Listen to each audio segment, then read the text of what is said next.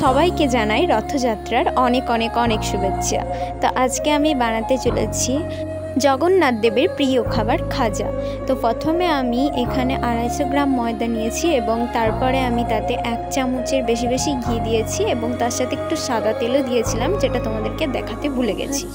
তো নুন, ঘি, কালো জিরা, সাদা তেল দিয়ে ময়দাটাকে আমি খুব ভালো করে ময়াম করে নিয়েছি। এই দেখো, যখন এরকমভাবে মুঠো বেঁধে যাবে তখনই বুঝে যাবে যে আমাদের ময়ামটা হয়ে গেছে। তারপর এখানে অল্প অল্প জলের ছিটে দিয়ে ময়দাটাকে বেশ টাইট করে মেখে নিতে হবে।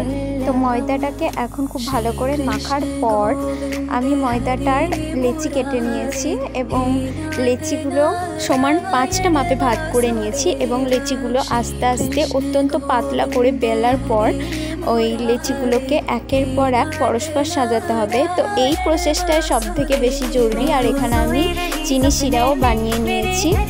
তারপর লেচিগুলোকে খুব পাতলা পাতলা করে বেলার পর একটা রুটির ওপর তেল দিয়ে তার উপরে একটু ময়দা ছিটিয়ে দিতে হবে। এখানে ময়দার বদলে চাল গুঁড়ো কিংবা কর্নফ্লাওয়ারও তোমরা ইউজ করতে পারো, বাট আমার কাছে দুটো ছিল না, তাই আমি ময়দা ইউজ করেছি।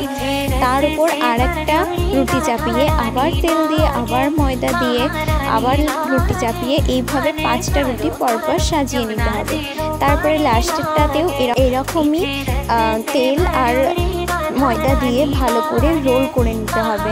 শেষেরটা খুলে যাওয়ার ভয়ের জন্য আমি একটু জল দিয়ে লাস্টেরটা জয়েন্ট করে তারপর রোল করেছি। তারপর এরকমভাবে লম্বা লম্বা করে কেটে নিতে হবে। তারপর হাতের সাহায্য একটু চাপ দিয়ে আর হালকা করে একটু বেলতে হবে। সবগুলো লেচি এরকম করে বানানোর পর আমাদেরকে এইগুলোকে একটু সাদা তেলে ভেজে নিতে হবে।